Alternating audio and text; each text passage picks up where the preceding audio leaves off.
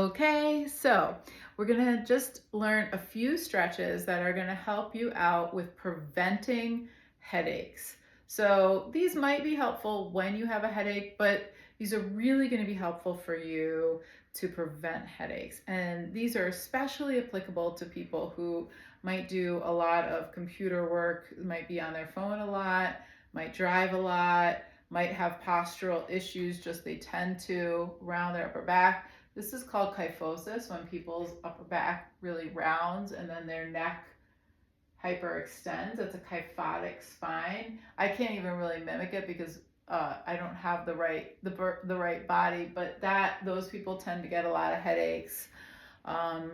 So if you want to prevent, this is the good. So you're going to need a strap today. You can use a long belt. It has to be really long, like a really long dog leash or a bathrobe belt or something like that if you don't have a proper yoga strap. And you're going to need a wall. And these aren't a big deal. You can do the wall one anywhere. You don't need yoga clothes. You don't need a yoga mat. Okay. So at first I'm just going to put the strap aside and we're going to come back to the wall. And guess what we're going to do first? We're going to do Tadasana. So if you've never seen Tadasana with me in a video, then here's your lucky day. We're going to do Tadasana, because what Tadasana does for us is Tadasana teaches us where our vertical axis is. And if we are on our vertical axis, we have pretty good posture. So we're going to use the wall to give us Tadasana today. We did this recently on a video, so this might not be the first time you're seeing this. Okay, I'm standing with my heels about 3 or 4 inches away from the wall, and I'm going to stabilize my hips. You can't see this, but my hips are not touching the wall, and I'm just going to let the back of my head come to the wall. Okay, so with the back of my head on the wall, my hips not on the wall, bringing the back of my hands to the wall, and I'm just going to start to really press my feet into the floor and slide the back of my head up. Slide it up. Press all 10 fingernails into the wall and try not to let the hips touch. So if you were inside my body, you would feel the quadriceps and the front of my thighs are engaged. My feet are really pressing into the floor, and I'm pressing the back of my head into the wall. We're going to take a couple deep breaths. Try to relax the jaw and the neck.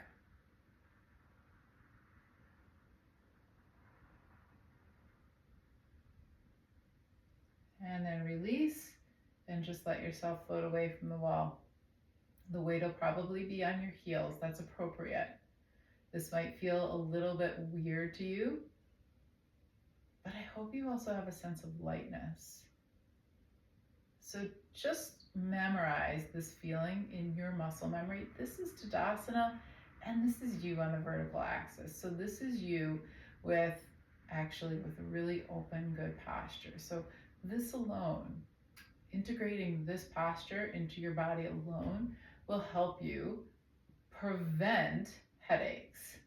Okay, so the next thing we're going to do is we're going to stretch out the muscles in the middle of the shoulder blades and the upper traps. So upper middle traps and lower traps and rhomboids. So you can cross your right arm over your left. You're going to just let your chin bow down a little bit, and you're going to really breathe into that space between your shoulder blades. Let's do a few deep breaths here, spreading the shoulder blades. Exhale, release tension from the top of your neck, behind your ears, your jaw. Let the jaw go slack. Let the lips even part a little. Breathe through the nose, but let the lips be soft. You can exhale through the mouth if it helps you relieve tension. And then we're going to wind the arms up. So this is eagle arms, Gordasana. If you cannot wind your arms like this, no problem, just stay in the hug, okay? But if you can, you wind your arms So the bottom arm fingertips go into the top arm palm. And then you might be able to slightly lift the elbows and move the forearms away. And then we're going to repeat on the second side. So I usually move my shoulders around a little bit and then switch. So I have the left arm over the right. You can bow your head down. Take a couple deep breaths into that space between your shoulder blades, the back door of your heart. Spread the tissue on your back with your breath as you inhale, exhale. Let it all soften, release tension in the neck, behind the ears, and your jaw.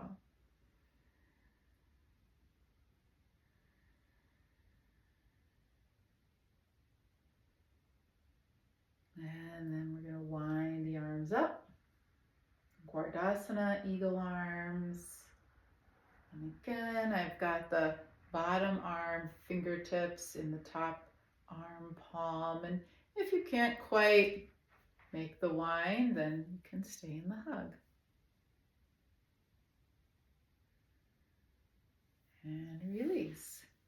And then just give the arms a little movement. And we're going to move the head around a little bit. So I don't teach head circles. I teach head squares so that we're not hyperextending the neck. So I'm just going to I use kind of my nose to trace an imaginary line across, looking over the right shoulder, and then up to the corner. I reach out through the nose and chin to go across the top line, and then draw the line down the left and across the bottom.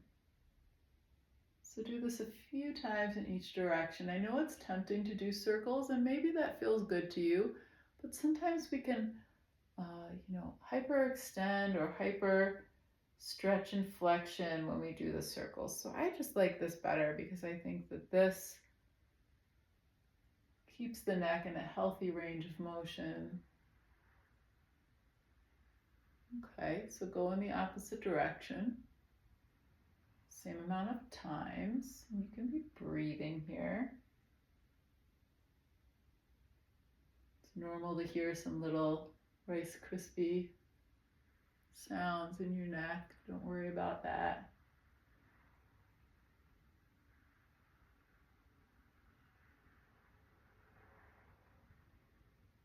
And come back to neutral. Okay, so now we're going to go over to that wall that we were at. And you know what? I'll go with my left arm on the wall first. So you can really have your fingers point up or to the side or down. I often do all three positions, but for now I'm just going to go with them pointed back or to the side. And you're going to decide how far away you initially start with your feet turning away from the wall. I have my hand about shoulder height, but if that's too intense, you can lower it a little bit. So the hand's about shoulder height. My feet are slightly turned out in Tadasana position and or parallel.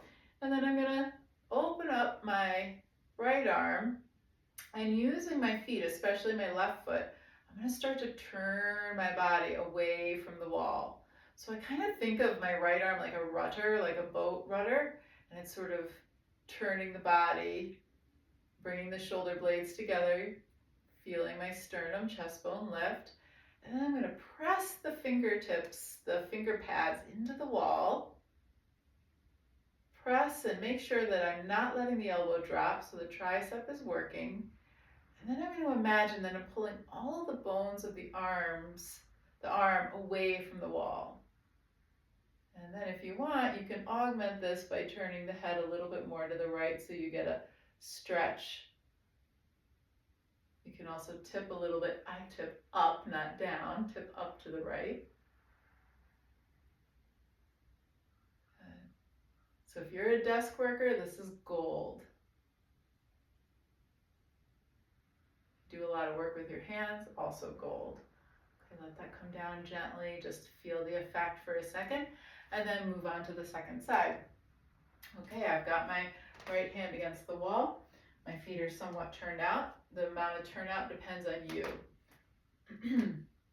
Remember, you're not going to let that right elbow drop. You're going to keep the tricep engaged. Using the feet, especially the right foot, you're going to start to turn away from the wall a little. Won't be much.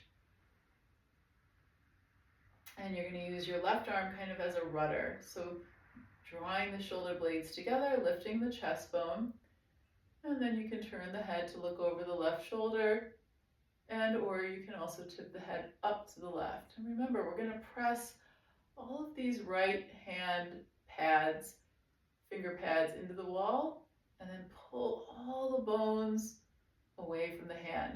And that's almost an imagination action. I mean, there is an action happening, but it's subtle.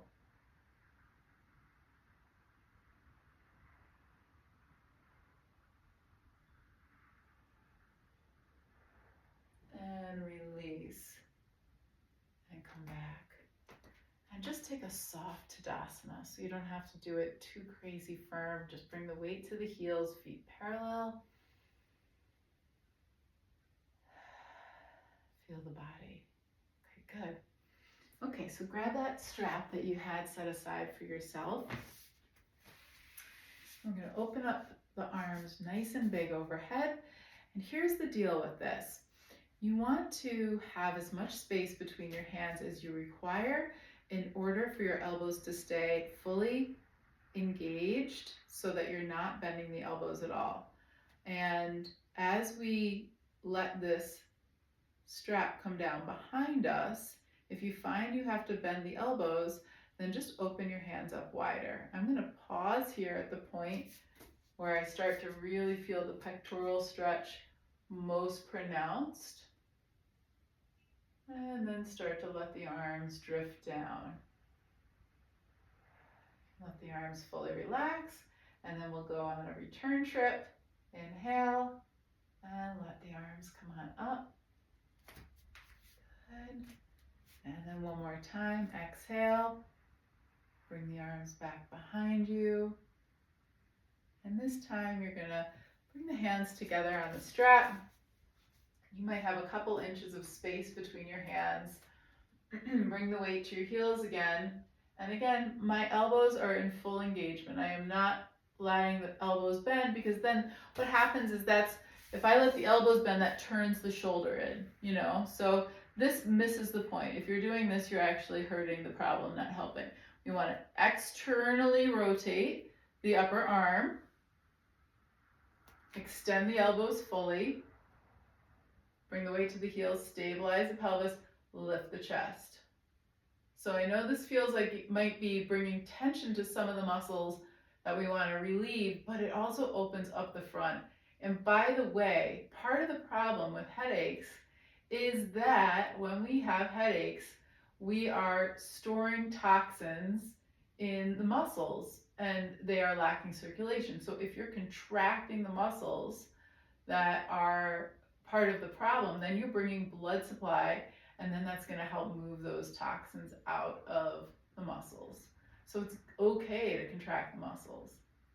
And then release. And we're going to take a second and pause into Tadasana. Good. So these are just some basic stretches to help you prevent headaches. There are lots of things you can do stretch-wise to help you prevent headaches, but foremost actually is practicing intelligent yoga, okay? So if you have an intelligent yoga practice, then you're already minimizing the risk of headaches. Here's what I'm going to tell you to avoid. If you tend to get headaches, please avoid doing forward folds like this, with your legs straight and then rounding the back and pulling like this. So the upper back rounds and the legs are straight. Please do not do your forward folds like this, because then what's happening is you are you're scrunching all this, and you're exasperating that tug of war. It's not going to help. I promise you that's not the solution. So if you do have a practice with a lot of forward folds and you do get headaches, here's the thing. When you are in headache mode, don't do forward folds very much. They exasperate it. This is my observation. if you are going to do forward folds and you're in headache mode, then consider this. You want to bend the knees. You want to rotate the hips over the thigh bones. Let the head drop. Keep some contact between your thighs and your belly. And then release the back of the skull. I would even sometimes take my hands to the back of my skull and massage here, move it around, and let the jaw go. Letting the jaw go is so important because the jaw and the back of the neck are cohorts. Okay, so if you're going to do some forward folds when you're in headache mode, just make sure that you're rotating the pelvis over the thigh bones, that you're keeping some contact between the belly and the thighs, and that you're releasing the head. And then when you come up, gather the shoulder blades together. Inhale, come on up. Exhale, and you might follow that up by clasping hands behind you or clasping the strap behind you. Okay, so there's just a few tips. I hope you got something out of this. You know all the things to do. If a video has served you well, give it a like, give it a comment, share it along, and subscribe to the channel. I thank you so much. Namaste.